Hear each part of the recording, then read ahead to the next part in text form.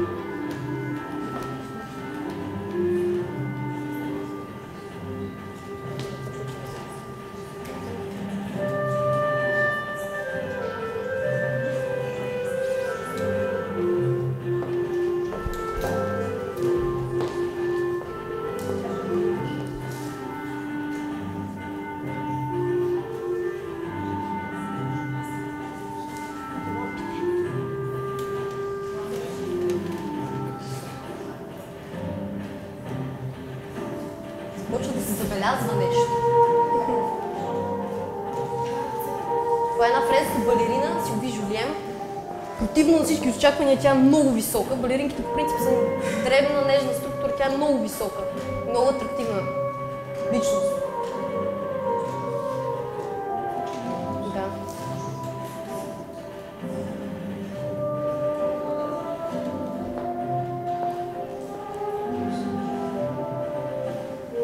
Слушайте кое се променя и кое си стои едно и също през цялото време.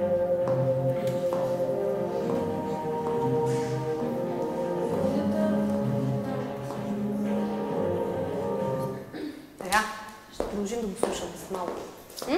И според мен мелодията е най-съща, постоянно е най-съща, тембъра се променя. Тембър е различен. Знаете ли какво означава? Всички ли знаете какво означава тембър? Не. Раян, айде. Я изпей ла. Сега ще успе. Ла. По един и същи начин да ви прозвучат това ла. Алекс, я изпей ла. Можеш? Добре. Аз ще го изпея. Рая, ла тук. Изпей го още веднъж. Ла. Ла. По един и същи начин ли ви прозвуча? По един и същи... Еми не, ето това е различният тембър.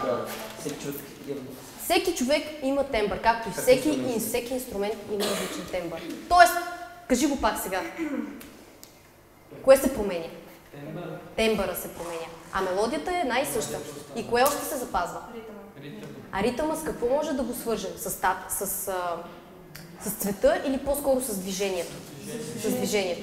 И сега ще ви поканя на сцената да си направим нашата мокроеда. Нека да седнем на мокро. Да, не знам как ще седнете. Не сядайте на фекла. Може да седнете на столчетата всъщност. Да ги подредим в кръг.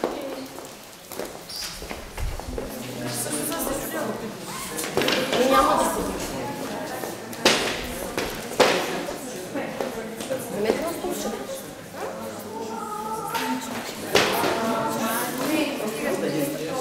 Добре, бе, спокойно.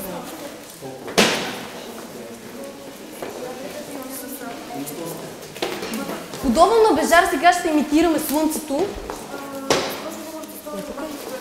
Я идете малко по-натам, навътре. Все пак направете се сега да си дишате. Да. Какво? Не ни ли трябва? Сега ще се разделим на две групи. Тази група, която седи, ще повтори този ритъм. Ще се опита да повтори, доколкото може, разбира се.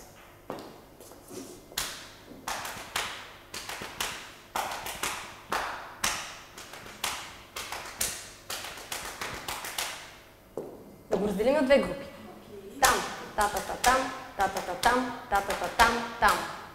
Още веднъж да повторя? Там, та. После. Та, не. Там, та-та-та-там, та-та-та-там, та-та-та-там, там. Може да повториш?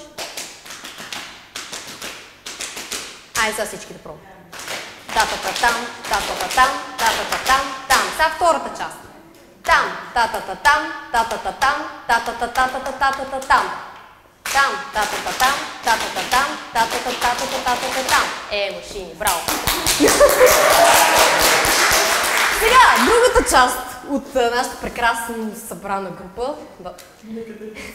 Сега, какъв е характера на музиката? По-сдържан или по-отпуснат? По-сдържан. Сега ще се подредите така в индианска мишка и правим следното движение. Ляв, десен, двете ръце. Ляв, десен, двете ръце. Сега, без да се бутаме, може ли да пробваме? Започваме с ляв.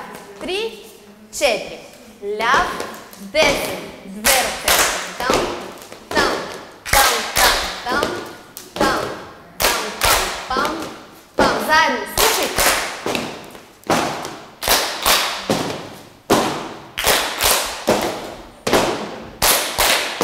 Добре, стоп. Това е чудесно.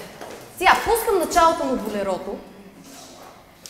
Ние с вас правим 4 такива такта. 1, 2, 4 пъти така.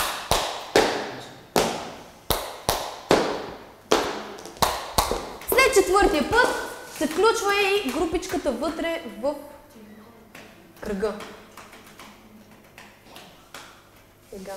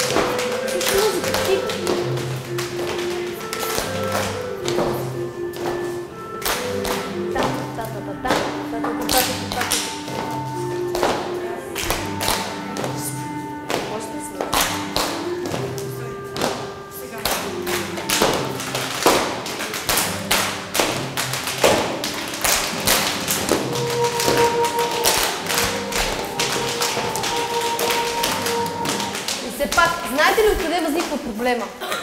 От това, че в музиката нищо не е както в компютърната програма, точно, метрономно, има някаква свобода. Дори в ритъма не можем абсолютно метрономно да го направим. Затова ние ще си го направим сами без музика. Ще използваме ритъма взет от болерото, но ще си го направим сами. Айде сега, 4 такта сами. Раз, два, там, там, раз, два, там, 4. Вие сте.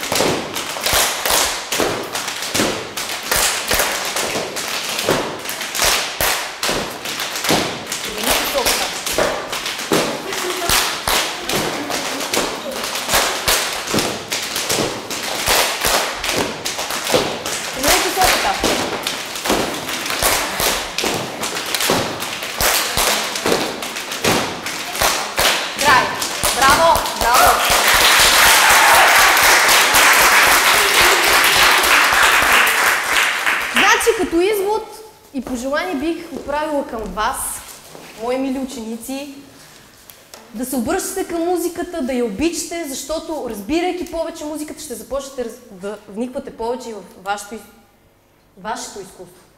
И да ви помоля, вие да ме търсите, да ми обяснявате повече неща за изобразителното изкуство, да ме каните. Аз обичам да посещавам ваши уроци при господин Китипов, например, много интересни неща се научавам и чувам. Така че да ви благодаря. Благодаря ви за вниманието, благодаря ви за търпението. И да ви кажа, че много ви обичам всички.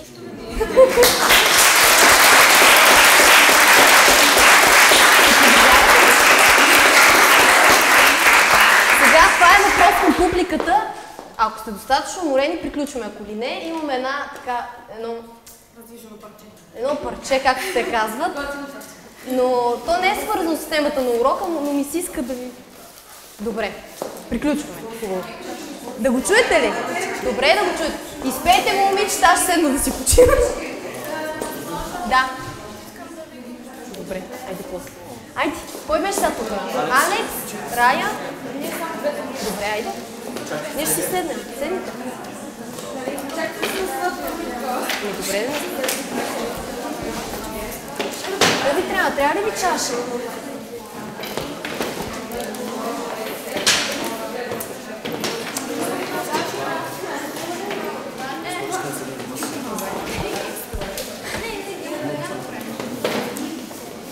Вие се изберете на къде да се обърне. Значение или? Няма значение. I got my ticket for the long way round, 2 bottles of whiskey for the way, and I sure would like some sweet company, and I'm leaving tomorrow, what do you say, when I'm gone, you're gonna miss me when I'm gone, you're gonna miss me by my hair, you're gonna miss me everywhere, oh, you're gonna miss me when I'm gone, I got my ticket for the long way.